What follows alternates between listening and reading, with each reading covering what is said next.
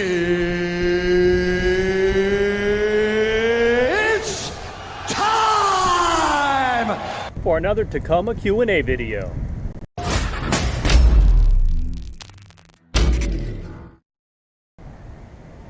What is going on, everybody, and welcome to another Tacoma video. Today is Wednesday, better known as Hump Day, and we are going to be doing the second installment for the Tacoma Q&A series. So I've got about 10 questions that you guys posted on Instagram, YouTube, you know, all that stuff, that I'll get to today and answer. If you do have a question that I did not get to, go ahead and comment below or on any of my videos, and I'll just sort of collect them and try to do another one of these videos next time I get 10 good questions. So without further ado, let's get right to it.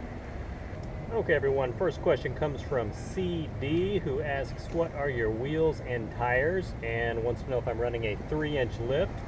So obviously, anytime you do some kind of pictures or videos with your truck and you've got aftermarket wheels and tires, that's definitely one of the most popular things to get asked about. So these are 285, 75, R16, Goodyear Wrangler, MTRs, the mud terrains with the Kevlar and the sidewall to make them puncture resistant.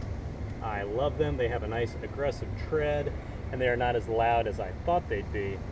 I've done a few videos about the tires specifically that I'll link to below, so check that out. As far as the lift I'm running, yes, it is, relatively a 3-inch lift. Specifically up front, I have the Bilstein 5100s set at the 0 setting and the Old Man Emu 887 coils, giving me about 3 inches of lift up front. I also have the Light Racing upper control arms, and in the back I got the extended travel Bilstein 5100s with the Old Man Emu Dakar pack, giving me about 3.5 to 4 inches in the back, so I got quite a bit of lift out of that. Alright, everybody, next question from GI is, he's wondering about my headlights and fogs, and did I do anything or plan on doing anything mod-wise to these? Well, currently I am running some LED fogs and headlights, and I know, running LEDs in your headlights gets a bad rap, but I will be changing that soon. But I use the website vleds.com for both my fog and headlight kit. I will put a link in the description for that. I've had these in there for about 3 years now. It was one of the first things I did to my truck, actually, and I have not had any issues with them at all. For both of them, I went with the 5000K, so it's like pure white light. If you go to VLEDs to check these out, they have since upgraded, so you'll be able to find similar stuff to what I have, but not the exact thing. So I'll put the link down there so you can check that out. And I am currently, it's currently being built, hopefully, from a member on Tacoma World. I am getting one of those full retro setups for my headlights. I cannot wait to get that installed, and of course I will be doing a full follow-up video on that. So that is probably just a few weeks out, fingers crossed. In addition, on my headlights, I also got LED bulbs again from VLEDs on the, I guess, the corner bulbs, the driving lights, I guess you'd call them.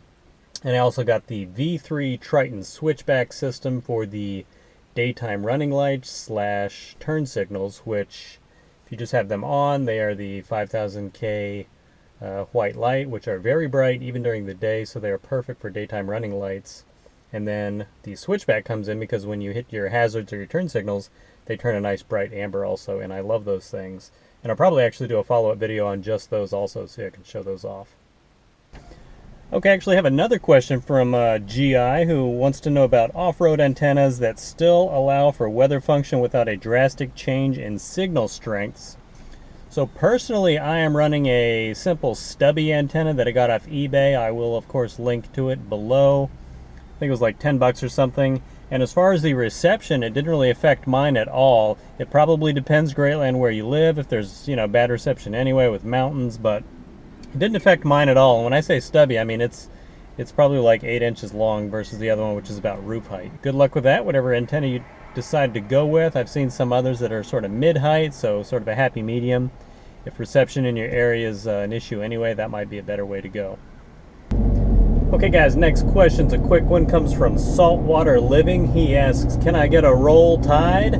And I'm a Texas fan, so by law, the only college words I'm allowed to say is hook 'em horns. So Saltwater Living, you may be able to get a Roll Tide from someone, but it's not going to be from me. Sorry, buddy. Okay, next question on the list comes from Conscientious Observer, who asks, are you using wheel spacers? Because they were at the ProComp booth at Pomona Off-Road Expo, and they were told that the wheels I have will not fit over the brakes and that they'd have to run wheel spacers. So I know this is sort of like a faux pas on my part, but I can't remember exactly what rims I'm running. They are 16-inch ProComp wheels that I did buy through Wheelers Off-Road, but Wheelers no longer sells them. And I thought they were 51 or 52 series because when I did a search for them, they looked exactly like that. So apparently it's just a different hybrid or something similar to those, but not quite. As you can see, I am not running wheel spacers, first of all, but you can see because of the, I guess, 4.5 inches of back spacing on the wheels, they do stick out about 1.5 inches from the side, which I definitely like the way that looks. Gives it a nice aggressive stance without having to run wheel spacers. And obviously they clear my brakes just fine because that's something I would think you'd notice pretty quickly if they did not. All right, next question comes from Ryan Flatt, who says, I have a TRD Sport Prerunner. I want to do some off-roading with it, nothing too serious. Just hit up some trails, and what mods would you recommend? So this is one of these real general questions that's sort of hard to answer. I mean, you say you want to do hit up some trails. It kind of really depends on how hard the trails are and all that. I'd always definitely, if you're going to be going off-road, recommend getting a more aggressive either all-terrain or mud-terrain tire. But if you're a Prerunner, which I believe they are all just rear-wheel drive, obviously that's going to limit what you can do off-road. But you can still have a lot of fun. I would say definitely recommend don't go off-road by yourself, so always bring someone to do that. And as far as other mods for stuff you do to your truck for a Prerunner for off-roading, I would say definitely get some basic armor mods to protect yourself. Hope that helps, buddy, and enjoy the trails. Post some videos if you do get off-road. All right, got another lift-related question from Quentin Wright, who says, I have a 2015 Tacoma TRD Sport. I was wondering if I should get a 3-inch ProComp lift or rough country lift with the NO2 shocks, which I assume are the Old Man Emu Nitro Charger shocks. I'm not sure. Correct me if I'm wrong. I have never ridden in a truck that has either ProComp or rough country lift, and I've heard they are very rough though, even if you're just driving on the roads. So that's all I can really say about that, is if you do go that route, don't be surprised if it's really a jarring ride. So I would personally recommend, I've got Bilsteins on mine, I just mentioned in the first question. Bilsteins are great, nothing hardcore, and they won't break the bank. And I've got mine since they are not preloaded. They are on the lowest setting, getting the lift from the actual spring. Mine run just as good as factory, which you can, make up your mind for yourself whether you think that's good or not, but it's not worse than factory. So considering I got 3 to 4 inches of lift, I think that's a pretty good way to go. So check out some of the websites like Wheelers or Headstrong Off-Road, and I bet you'd be surprised about Bilstein shocks, and all the suspension setups are relatively affordable, so check those out. Alright, and yet another suspension-related question from ROFL Gator. I have a 15 Taco. Should I get a new suspension? Will it even make a difference on the feel of the ride? He says, not planning to off-road. I want to lift the truck simply for the looks. So if it's going to affect the ride, that really depends on what kind of lift you go with. Again, like I just mentioned in the last question, if you want it just for looks and you're okay with a rough ride, then by all means go with a simple block or spacer lift. It's going to be a couple $100, easy to install. The ride's going to be terrible though, so just be forewarned, because he said he's not going to go off-road. Otherwise I would not even bring up blocks or spacer lifts. But if it's really just going to be a mall crawling pavement princess and you want it to look great, why not? Save the money. If you think there's a 1% chance you're going to go off-road though, then do not get a block or spacer lift. And the next question from Seth Palmatier. Hopefully I'm pronouncing your name correctly. What are your thoughts about intakes? I'm thinking about adding a cold air intake on my 2006 4-liter V6. So a lot of people don't realize, but all the V6 4.0 liter second gen Tacomas, the factory intake is in fact a cold air intake, because the air box where all the air is coming in is actually in the fender well. So by definition, that's what a cold air intake is. Sure, it's just a cheap plastic or rubber air intake piping that goes from the filter to the engine, but it doesn't look shiny like K&N or any one of those aftermarket brands. But it is a cold air intake. As far as if you should get one, if you do, don't expect, if you dyno it, you might get a couple horsepower. That's not going to be anything you actually notice. I've heard a lot of people say that once they do the cold air intakes, whether it's K&N or any of the other brands you can name, they didn't notice any gas or fuel efficiency increase, and sometimes it even got worse because it's actually bringing in too much air. So while it might give you a little power on the Tacoma, since it's a little heavier vehicle, it's not something you really notice anyway. So just be aware of that. I heard they do sound great, so if you just want it for the sound, hey, go for it. But you're going to be spending $300 to $500, and that's if you install it yourself. A shop's probably going to charge you $100 to install it. So I personally am not going to be getting an intake for my truck or a drop-in performance filter. I'm just going to be sticking with the Toyota OEM filters and the factory intake for me personally. And the next question comes from Scout and Prepper. I love the name, by the way. I just got my Tacoma. What is the most important thing I should keep in my truck, specifically tools or practical items? So this one's pretty difficult to answer, but first of all, congratulations on getting your truck. Comment back below, let me know what specifically you got, like what year, what trim package, all that, and definitely let me know what kind of mods you're doing. So your question actually gave me an idea to do another video, listing a bunch of stuff I think you should keep in your truck, whether it's tools and practical items and all that kind of stuff. So that video will be coming out in the near future. I guess to sort of answer the question right now, I'll go ahead and list one tool and one practical item. As far as the tool, and this is obviously just my opinion, I'm sure there'll be a ton of different answers, down in the comments below. I would say, some kind of tire gauge so you can check your tire pressure whenever you want, especially if you're going off-road, obviously. And again, if you're going off-road for a practical item, I would recommend bringing either a tow strap or a snatch strap. Because even if you're not going off-road, if you live in a snowy part of the country, you drive around, see all these people spun out, you can help them out in a jam. So that is my thought, but stay tuned for the upcoming video on the full list. Okay, and the last question from David Legaspi. Again, hopefully I'm pronouncing your name correctly. This one does involve quite a bit of reading because the question's not too long, but the answers I copy and pasted that I found out for him are, so I'm just going to read those verbatim and then give you my thoughts. So the question is, I have a 2011 Tacoma, and Safari finally has a snorkel that is specifically designed for the second-gen Tacomas. I'm looking into investing in a Safari snorkel, which is from ARB, but the only issue I have is I no longer have the stock air intake. It has been replaced with a TRD cold air intake.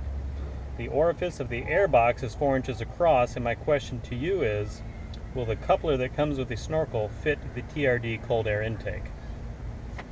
Okay, the answer for this is sort of convoluted because I kind of got conflicting responses. I contacted ARB directly for you, and then I also contacted Wheelers Off-Road, and I got a few different answers. So the first answer I got from ARB was, the Safari kits are designed to be used with the factory air intake system only, and in parentheses they put factory air box. They are not compatible with aftermarket cold air intakes. However, when you see the follow-up answers from Wheelers and another answer from ARB, I think, that's just like a blanket statement it seems like ARB is making just to cover their ass to make sure, that way you can't come back and say, oh, you broke my truck because this piece didn't work. Exactly. So they just say this just to cover themselves so they can always say, well, you used it with an aftermarket intake, so we're not to blame if something happens, something bad happens. Okay, so I emailed Wheelers the same exact question, and the answer, first of, was the snorkels are meant to work with the stock air boxes that are better sealed. Having a cold air intake, meaning aftermarket cold air intake, would allow water to get past the intake box easier and into your engine, especially if the water levels when fording water areas are reaching over your hood at all. So putting a stock air box back in would be the safest and best bet to installing a snorkel. So that was the first response, and then later the rep from Wheelers who contacted me through Tacoma World messaged me back saying they had heard back from ARB, and ARB told them The ARB Tech Department said, with the way the TRD cold air intake is designed, it would work with their snorkels. Just make sure there is a proper drain hole for any water accumulation in the air box, and make sure the filter being used will not absorb water. Most other cold air intakes won't work due to open box designs. So, two different answers from ARB. The first, just a big blanket statement just to cover their own butts. Second answer, it sounds like from them, if you have, as long as you don't have an open cone filter or pyramid filter, whatever you want to call it, if you have the filter in a closed box like that, that it should work. We'll go ahead and put a link down below for a few other snorkel systems I found just in case.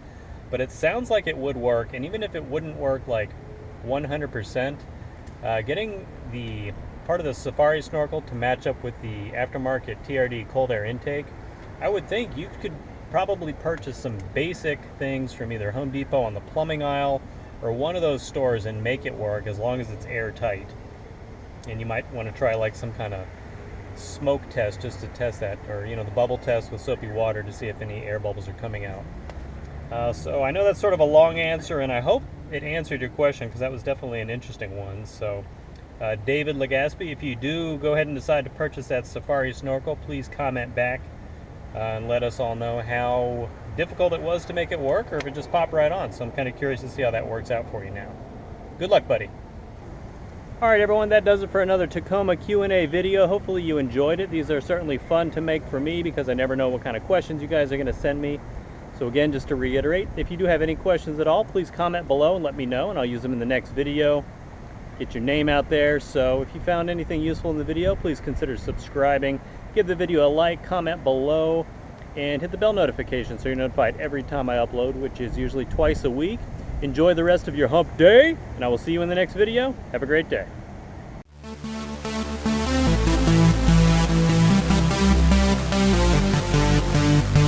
We'll be right back.